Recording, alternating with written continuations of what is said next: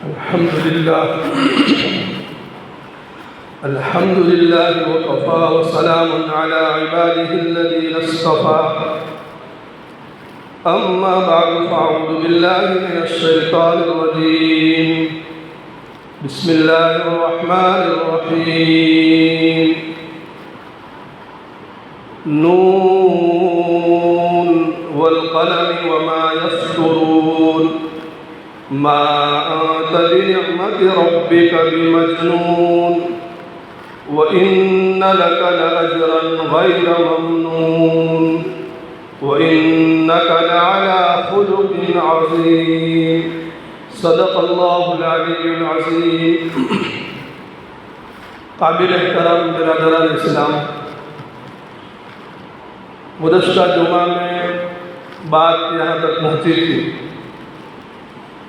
کہ اللہ کے نبی جناب محمد رسول اللہ صلی اللہ علیہ وسلم نے جب نبوت کا اظہار کیا اور آپ نے علی الاعلان پوری دنیا کے موجودہ عقائد کے خلاف ایک توحید کا نعرہ بلند کرتے ہوئے توحید کی دعوت دی، تو جتنے بھی محبین تھے، محبت کرنے والے تھے، ان میں سب سے زیادہ محبت کرنے والا آپ صلی اللہ علیہ وسلم کا چچا ابو لہب، سب سے پہلے اس نے آپ کو مارنے کے لیے پتھر اٹھایا اور آپ کی مخالفت کی اور کہا کہ لوگوں، یہ میرا بھتیجا نعوذ باللہ جھوٹا ہے اور ان کو جنون ہو گیا ہے، نعوذ باللہ یہ پاگل ہے، ان کی بات میں نہ آنا.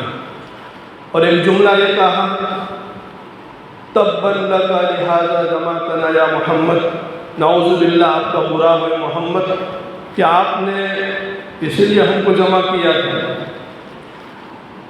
جب یہ بددعائے جملہ ابو لہب نے اللہ کے نبی صلی اللہ علیہ وسلم کی شان میں کہا تو اس کے جواب کے اندر سورہ لہب یعنی تبت یدا ابی لہب پوری نازل ہوئی. تو آپ کی بات کا انکار کرنے والا جو ابو لہب تھا، اس کا دنیا میں کیا حشر ہوا اور آخرت میں اس کا کیا حشر ہوگا، اس کو بیان کرنا ہے. اور اسی طریقے سے میں نے یہ کہا تھا کہ سب سے پہلا طعنہ کفار اور مشرکین نے جو آپ کو دیا تھا مجنون ہونے کا، پاگل ہونے کا، اللہ پاک نے اس کا جواب بھی قرآن کریم میں دیا ہے. ان آیتوں کے اندر سورہ قلم کی شروع کی جو چند آیت میں نے آپ کے سامنے پڑھی، اللہ تعالیٰ نے نون والقلم وما یسطرون، قلم اور قلم سے جو کچھ لکھا جاتا ہے، آج تک جو کچھ لکھا گیا اور جو لکھا جا رہا ہے اور قیامت تک جو کچھ لکھا جائے گا، اس کی قسم کھا کر کے آپ نے فرمایا. مطلب یہ ہے کہ دنیا کی تاریخ اٹھا کر کے دیکھو کہ پاگل آدمی کیسا ہوتا ہے. آپ صلی اللہ علیہ وسلم کے اوپر تو اللہ کا فضل تھا اور بے شمار آپ کی نعمتیں تھیں. ما انت بنعمت ربک بمجنون، اے نبی صلی اللہ علیہ وسلم، آپ کے اوپر تو اللہ کا فضل ہے اور اللہ کی نعمتیں ہیں.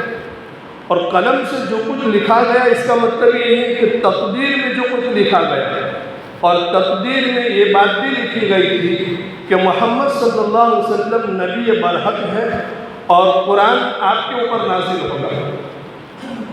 تو یہ نبی کو جھٹلانے والا گویا کہ تقدیر کو جھٹلا رہا ہے، اور فرشتے انکار کرنے والوں کے اعمال بھی لکھ رہے ہیں اور اللہ کے نبی کے ماننے والوں کے اعمال بھی لکھ رہے ہیں.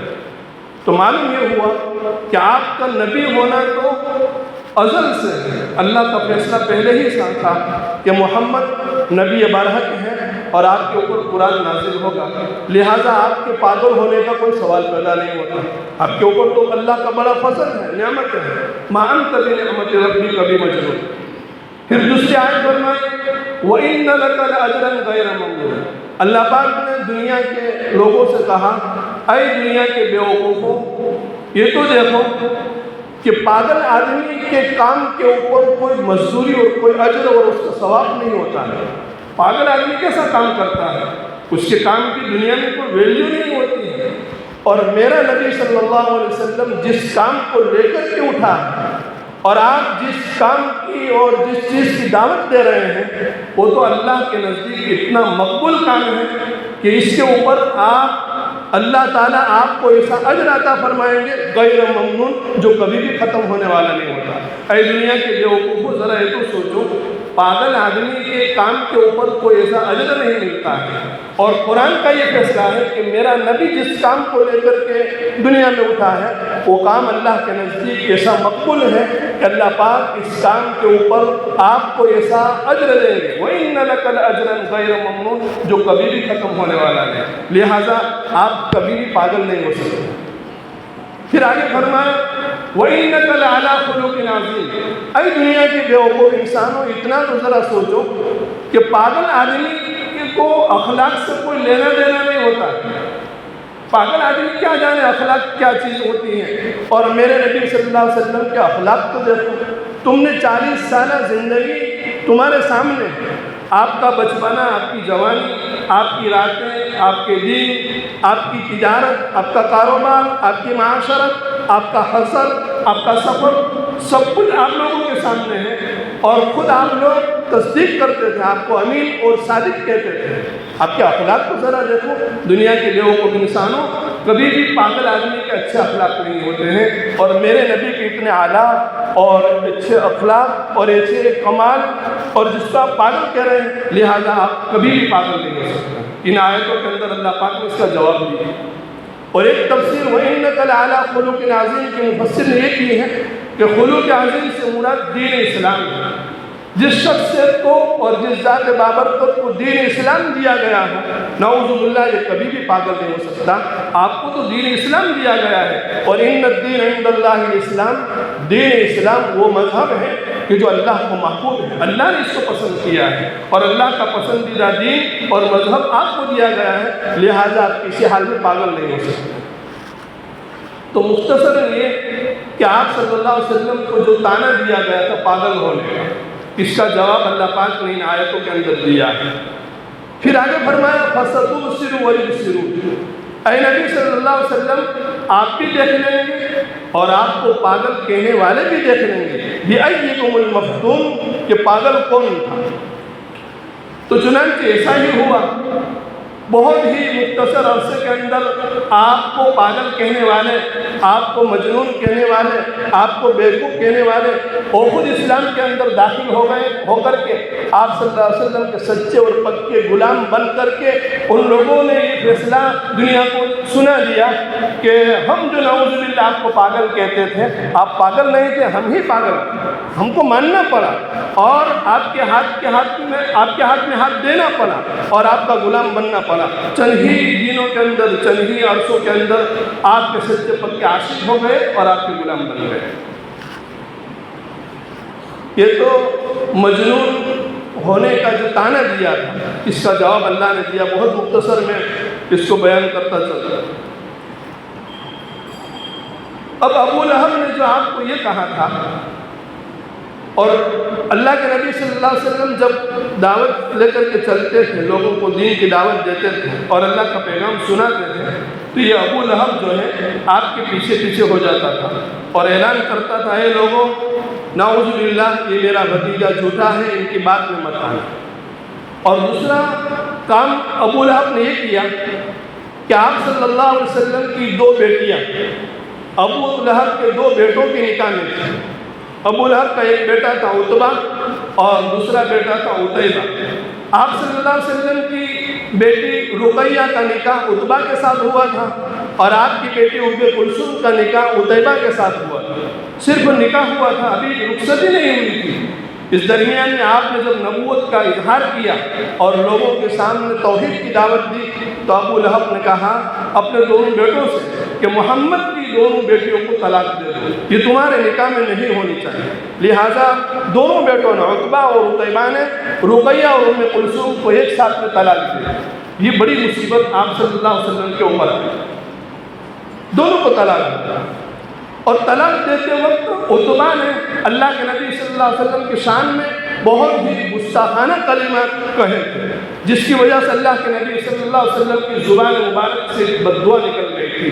وہ بد دعا یہ تھی کہ اللہ، تو اپنے کتوں میں سے ایک کتا ابو لہب کے ان بیٹوں کے اوپر تو مسلط کر دے۔ اس کا نتیجہ یہ ہوا کہ جب ابو لہب کو معلوم ہوا کہ محمد نے میرے بیٹے کے حق میں بد دعا کی تھی تو ہر وقت بے چین رہتا تھا، پریشان رہتا تھا، اس لیے کہ اندر کا جو ضمیر تھا نا وہ تو جانتا ہی تھا کہ محمد کون ہے اور محمد کی بات کا کیا اثر ہونے والا ہے، اس لیے ہر وقت پریشان رہتا تھا اور اپنے بیٹے عتبہ کی حفاظت کا سامان کرتا تھا۔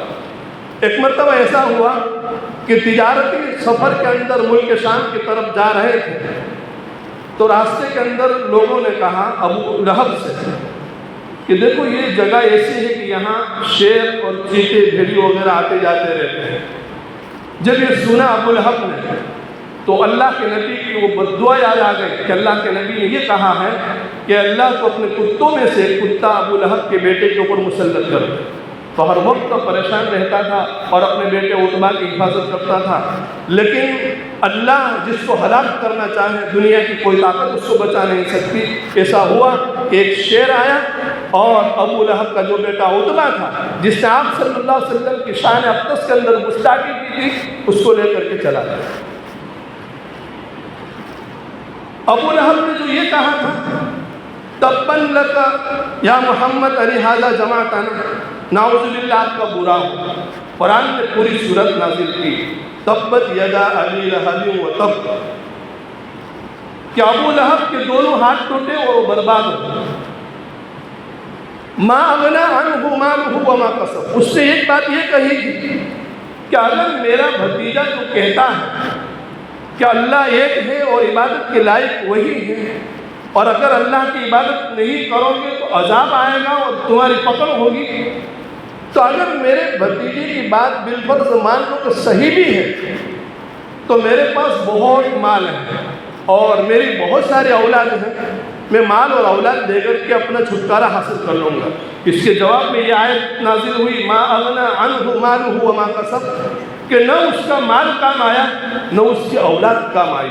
اللہ جس کو ہلاک کرنے کا فیصلہ کر لے وہ ہلاک ہی ہو جاتا ہے۔ ما اغنی عنہ مالہ وما کسب، نہ مال کام آیا نہ اولاد کام آیا۔ سیصلی نارا ذات لہب، اب دنیا میں کیا ہوا؟ ایک بات میں کہنا بھول گیا، ابو لہب کا اصل نام جو تھا یہ عبد العزیٰ، ابو لہب اس کا نام نہیں ہے، اس کی کنیت ہے، اس کا اصل نام جو تھا عبد العزیٰ، مشرکانہ نام تھا، بتوں کے نام سے نام تھا۔ قرآن نے اس کو بھی بیان کرنا پسند نہیں کیا، اس نے اس کی کنیت بیان کی، اور کنیت بیان کرنے کی وجہ یہ تھی کہ ابو لہب اتنا گورا اور سرخ تھا کہ آگ کے انگارے کی طرح لال اور چمکتا ہوا، اس نے کہا ابو لہب انگارے کا باپ۔ اور ایک مناسبت یہ ہے کہ لہب کہتے ہیں بھڑکتی ہوئی آگ کے انگارے کو اور شعلے کو، اور جہنم میں وہ جائے گا تو جہنم کی آگ بھڑکتی ہوئی ہوگی، اس لیے جہنم کی مناسبت سے اس کو ابو لہب کہا کہ یہ جہنم ہی ہے، آگ کے اندر جانے والا ہے۔ اس کا حشر کیا ہوا اس کو مجھے سنانا، اور بڑی عبرت کی باتیں ہیں میرے بزرگ اور دوستو۔ دیکھو واقعات اور قصص یہ صرف کان کی لذت کے لیے نہیں ہے، اللہ پاک نے جو جو باتیں قرآن میں بیان کی ہیں اس میں قیامت تک کے آنے والے انسانوں کے لیے ہدایات اور رہبری چھپی ہوئی ہے۔ ہمارے لیے اس میں سبق ہے کہ جنہوں نے اللہ کے نبی صلی اللہ علیہ وسلم کی بات کے اوپر لبیک کہا، دنیا میں اللہ پاک نے اس کو کتنا چمکایا اور آخرت میں کتنا چمکائیں گے، اور جنہوں نے اللہ کے نبی کی بات کا انکار کیا دنیا میں اس کا کیا حشر ہوا اور آخرت میں کیا حشر ہوگا۔ یہ صرف ان لوگوں کے لیے خاص نہیں ہے بلکہ قیامت تک کے آنے والے انسانوں کے لیے اس کے اندر ایک ڈانٹ ہے، ایک سبق ہے کہ جو بھی قیامت تک میرے آقا صلی اللہ علیہ وسلم کی شان اقدس کے اندر گستاخی کرے گا اور میرے آقا صلی اللہ علیہ وسلم کے لائے ہوئے دین کو ٹھکرائے گا اور آپ کی باتوں کے اوپر عمل نہیں کرے گا، ان کا حشر بھی یہ ہو سکتا ہے۔ یہ قرآن اس کے لیے اترا ہے۔ تو جب ابو لہب نے تبا لک لہذا جمعتنا یا محمد کہا تو اس کے اوپر یہ آیت نازل ہوئی۔ اب اس کا حشر کیا ہوتا ہے اس کو سنیے۔ غزوہ بدر کے چند دن کے بعد اس کے جسم کے اندر ایک پھوڑا نکلا جس کو طاعون کہا جاتا ہے، طاعون کی بیماری، اور طاعون کی بیماری کو خصوصاً اس زمانے میں اتنی بری سمجھتے تھے لوگ کہ دوسرے کو لگ جانے کی وجہ سے کوئی اسے قریب بھی نہیں جاتا تھا، اور اس کی جھلک ہم نے کورونا کے زمانے میں دیکھی، جس کا اللہ کی ذات کے اوپر یقین نہیں تھا، بھروسہ نہیں تھا، جس کے ایمان کے اندر کمزوری تھی، ان لوگوں نے ان کے اندر پورا حصہ لیا کورونا کے اندر۔ رشتہ دار کے اندر ایک میت ہو گیا، کوئی ہاتھ لگانے کے لیے تیار نہیں، غسل دینے کے لیے تیار نہیں۔ میں نے کہا انشاءاللہ میں اس مرحوم کو غسل دوں گا، میں نے اس کو اپنے ہاتھ سے غسل دیا تھا، اور جتنے بھی کورونا کے جو کیس تھے، ان کا علاج کرنے والے جو ڈاکٹر تھے وہ سب سے زیادہ اس مریض کے قریب رہتے تھے، لیکن بہت کم دیکھا کہ ڈاکٹر لوگ مرے نہیں مرے۔ بہرحال ہمارے ہندو بھائیوں کے گھروں کے اندر کوئی ایسے واقعات پیش آتے تھے تو اپنے گھر والوں کو ہاتھ نہیں لگاتے تھے۔ بہت سارے دنیا میں ایسے واقعات ہوئے کہ مسلمانوں نے اپنے ہندو بھائیوں کی لاشوں کو سنبھالا اور ان کی ودھی کی اور ان کو دفن کیا۔ بہرحال تو ابو لہب کے جسم کے اندر ایک پھوڑا نکلا جس کو طاعون کہا جاتا ہے، اس کا پورا جسم گلنے سلنے لگا۔ گھر والوں نے ان کو گھر سے باہر کر دیا، جہاں اپنے اوکے میں ہوتے ہیں کوڑا کرکٹ کچرا ڈالنے کی جو جگہ ہوتی ہے وہاں ان کو ڈال دیے۔ کوئی ہاتھ لگانے کے لیے تیار نہیں، اس ڈر سے کہ ہم کو بیماری لگ جائے گی، کوئی اس سے قریب جانے کے لیے تیار نہیں۔ وہاں 3 دن پڑا رہا، مرنے کے بعد 3 دن پڑا رہا، اس کی لاش پڑی رہی۔ جب لاش سڑنے لگی، اس کے اندر سے بدبو آنے لگی، تو مزدوروں کے ذریعے سے اس کو دفن کروا دیا۔ مزدور رکھے اور مزدوروں نے کیا کیا، بہت بڑا کھڈا کیا، اور ان لوگوں نے بھی اپنے ہاتھ نہیں لگائے، لکڑیوں کے ذریعے سے اس کو ڈھکیل کر کے کھڈے کے اندر ڈال کر کے جو ہے پتھر ڈال کر کے اس کھڈے کو بند کر دیا۔ یہ دنیا میں اس کا حشر ہوا، اور قرآن میں آخرت کا حشر کیا بیان کیا، سیصلیٰ نارا ذات لہب، بھڑکتی ہوئی آگ کے اندر، وہ جہنم کے اندر آخرت میں وہ داخل ہوگا۔ یہ دنیا کا حشر ہوا، اور وہاں آخرت میں وہ ہمیشہ ہمیشہ جہنم میں گیا۔ صرف وہی نہیں، وامرأتہ، اس کی بیوی بھی اسلام کی سخت دشمن تھی، اور آپ صلی اللہ علیہ وسلم کی سخت دشمن تھی۔ وہ کیا کرتی تھی، وہ اپنے شوہر کے ظلم کو اور اپنے شوہر کی دشمنی کو بھڑکاتی تھی۔ اس کی بیوی کا ایک کام یہ تھا کہ جنگل سے کھاردار کانٹے دار لکڑیاں لا کر کے اللہ کے نبی صلی اللہ علیہ وسلم کے راستے کے اندر بچھا دیتی تھی کہ آپ کو زیادہ سے زیادہ تکلیف ہو۔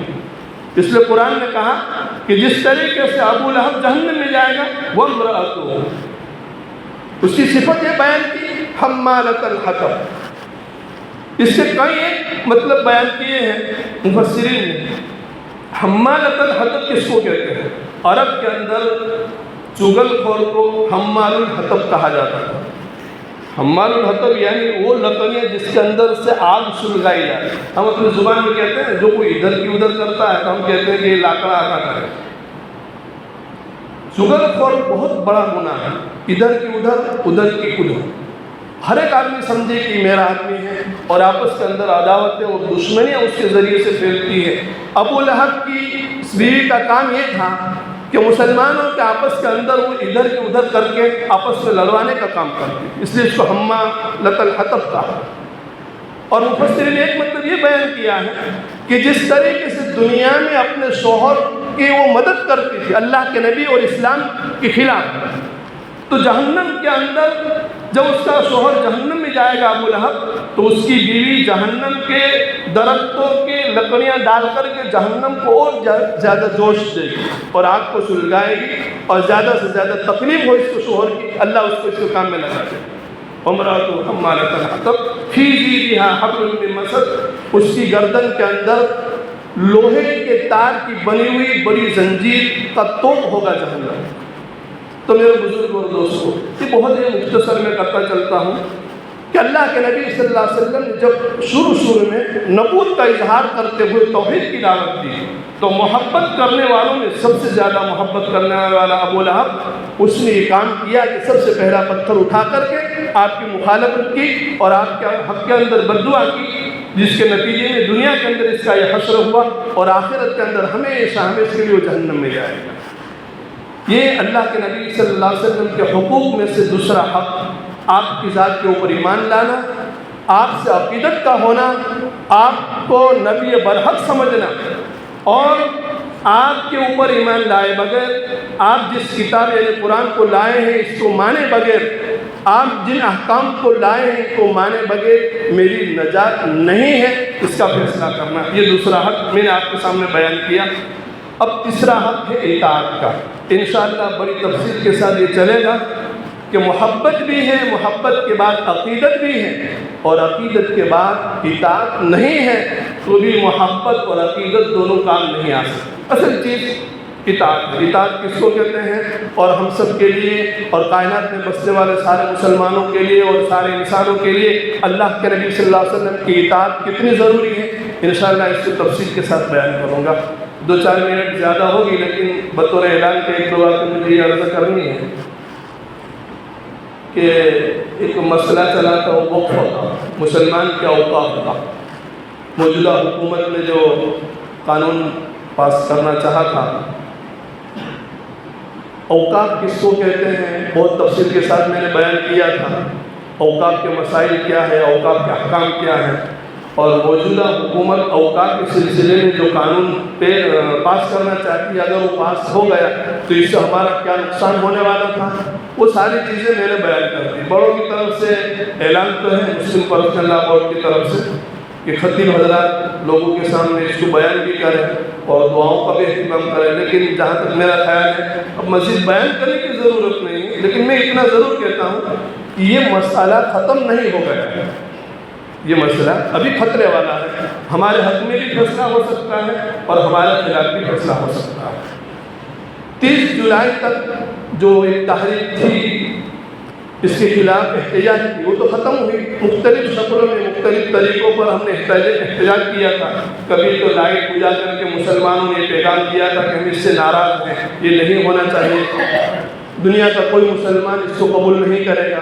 کبھی وہ کالی پٹی باندھ کر کے الگ الگ طریقوں سے 30 جولائی تک وہ ایک تحریک تھی جو ختم ہو گئی۔ اس کے بعد پورا اگست کا مہینہ ختم ہوا، 1 ستمبر سے لے کر کے اب 30 نومبر تک یہ احتجاج کا سلسلہ شروع رہے گا۔ مختلف طریقوں پر احتجاج کا مطلب یہ ہوتا ہے کہ حکومت جو قانون پاس کرنا چاہتی ہے ہم اس کے خلاف ہم یہ کہتے ہیں کہ یہ نہیں ہونا چاہے، کسی بھی حال میں ہم اس کو برداشت نہیں کریں۔ مسلمان تو کیا، دنیا کے بہت سارے ہمارے وطنی بھائی ہندو بھائی بھی سمجھتے ہیں کہ یہ غلط ہے، نہیں ہونے چاہیے۔ تو شریعت کے خلاف، اسلام کے خلاف جو اوقاف کا قانون لانا چاہتی ہے اس کا احتجاج ہوتا رہا اور انشاءاللہ 30 نومبر تک ہوتا رہے گا۔ اس لیے بڑوں کی طرف سے جو ہدایت ہے خصوصاً مسلم پرسنل لا بورڈ کی طرف سے کہ ہم دعاؤں کا اہتمام کریں، اپنی انفرادی اجتماعی دعاؤں کے اندر ایسے بھی دعا کرنی چاہیے کہ اللہ پاک مسلمان کے اوقاف کی حفاظت کرے۔ مساجد، مدارس، مکاتب، مقابر، خانقاہیں، دینی درسگاہیں، مسافر خانے، یتیم خانے، ہر وہ جگہ اور ہر وہ مکان اور ہر وہ چیز جو واقف ہے اللہ کے لیے وقف کر دی، اس کا کوئی مالک نہیں ہوتا ہے سوائے اللہ کی ذات کے، وہ اللہ کی ملک ہو جاتی ہے۔ ٹرسٹ جو ہوتے ہیں، ٹرسٹ حضرات، ان کا کام یہ ہوتا ہے کہ ان کا صحیح سنچالن ہو، صحیح استعمال ہو، اس سے زیادہ وہ اس کے ذمہ دار نہیں ہوتے ہیں۔ اب حکومت یہ چاہتی ہے کہ پورا کا پورا قبضہ ہمارے ہاتھ میں آ جائے، تو اس سے ہمارا کیا نقصان ہوگا وہ ہم سب جانتے ہیں، اس سے پہلے میں بیان کر چکا ہوں۔ اس لیے صرف توجہ دلاتا ہوں کہ اپنی اجتماعی دعاؤں کے اندر، انفرادی دعاؤں کے اندر ہم اپنی جو دعائیں مانگتے ہیں کہ اللہ مسلمان کے اوقاف کی حفاظت کرو، یہ بہت ضروری ہے، اس لیے اس کو نہ بھولیں۔ اپنے مستورات کو بھی کہیں کہ اس کا اہتمام کریں۔ اللہ پاک عمل کی توفیق عطا فرمائے۔ وآخر دعوانا الحمدللہ رب العالمین۔